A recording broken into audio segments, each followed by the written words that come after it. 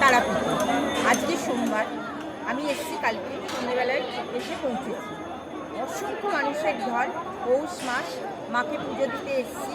জানি না কামনা বাসনা নিয়ে, খুব ইচ্ছে ছিল, সেই কারণেই মা দাঁড়িয়েছে।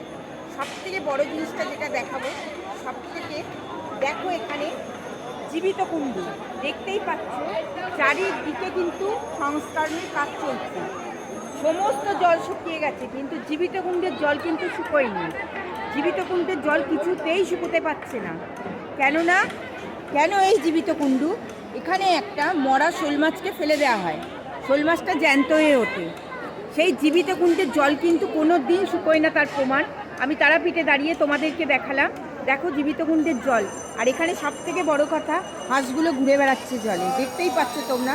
সত্যি জয়ের তারা, জয় জয়ের তারা।